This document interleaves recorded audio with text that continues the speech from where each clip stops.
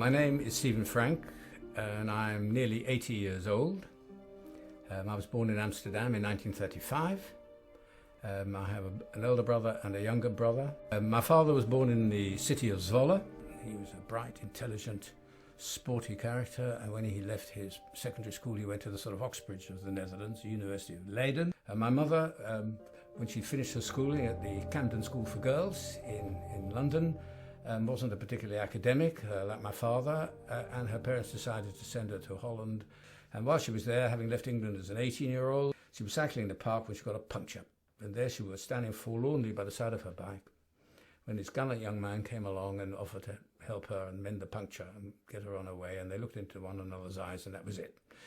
And in December 1931, they were married.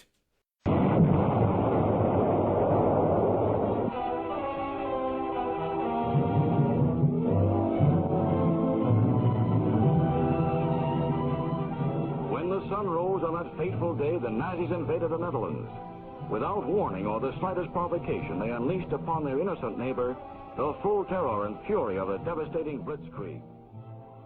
When the Germans invaded Holland, and it was the Jewish Council's job to inform the Jewish population of the Netherlands through a weekly newspaper called het Joodse Weekblad, a Jewish weekly, what they were now not allowed to do, where they were prohibited from going, and that sort of thing. And my father reluctantly joined this organization in order to keep this welfare organization going. And one morning, it was in December 1942, when he left to go to work. He left early because he had to walk into the city centre. By then, Jews weren't allowed to use public transport, bicycles or anything else. And he kissed us all goodbye, as he always did, and I never saw him again. And we know from eyewitness accounts that about 11 o'clock that morning, the German SD, I think the security people, stormed into his office and they took him away. And they took him to this notorious prison in Amersfoort.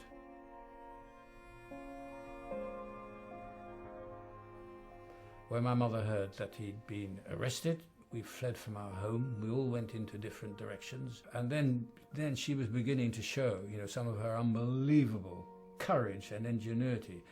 She found out who the cleaners were in the prison where my father was, and she changed places with one of the cleaners, and she went into that prison disguised as a man, scrubbing the floors. And certainly on one occasion she met up with my father and they talked briefly. My father had said to her that he'd been tortured, but he'd given nothing away.